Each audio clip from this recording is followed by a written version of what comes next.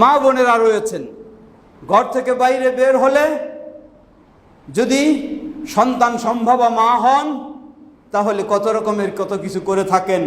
কেউ লোহার খণ্ড সাথে নিয়ে বের হন যাতে জিন শয়তানের আক্রমণ না হয়, আরও কিছু কেউ ম্যাচের বক্স সাথে নিয়ে বের হন, আবার কেউ কোনো তাবিজ কবজ নিয়ে বের হন, না হলেও কমপক্ষে ছোট বাচ্চাদের বাম কপালে টিপ দিয়ে বের হন যেন সেই জিন শয়তানের আক্রমণ থেকে রক্ষা পেতে পারেন।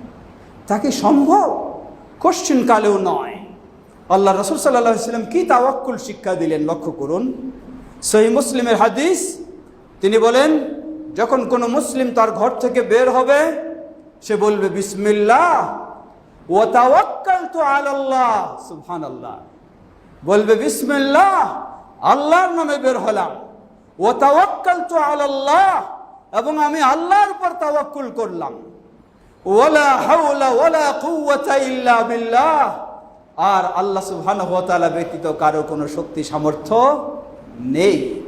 নবী সাল্লাল্লাহু আলাইহি ওয়াসাল্লাম বললেন কোন মুসলিম যখন তার ঘর থেকে বের হওয়ার সময় এই দোয়া পাঠ করার সাথে সাথে তার ঘরের বাইরে যে জিন শয়তান তাকে আক্রমণ করার জন্য অপেক্ষায় ছিল, এই দোয়া শোনার সাথে সাথে জিন শয়তানেরা একে অপরকে বলা বলি শুরু করে, কাইফা বিহি ওয়াকাদ হুদিয়া উকিয়া, তোমরা কিভাবে তার জন্য অপেক্ষা করছো, অথচ সে আল্লাহর নামে বের হওয়ার কারণে, আল্লাহর উপর ভরসা করার কারণে সে তো তোমাদের আক্রমণ থেকে নিরাপদ হয়ে গেছে।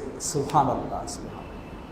আসুন সকল ক্ষেত্রে আমরা প্রকৃতপক্ষে যেন আল্লাহর উপর তাওয়াক্কুল করে নিজেদের ঈমানকে সুন্দর করে নিতে পারি। আল্লাহ আমাদের সকলকে সে তৌফিক দান করুন।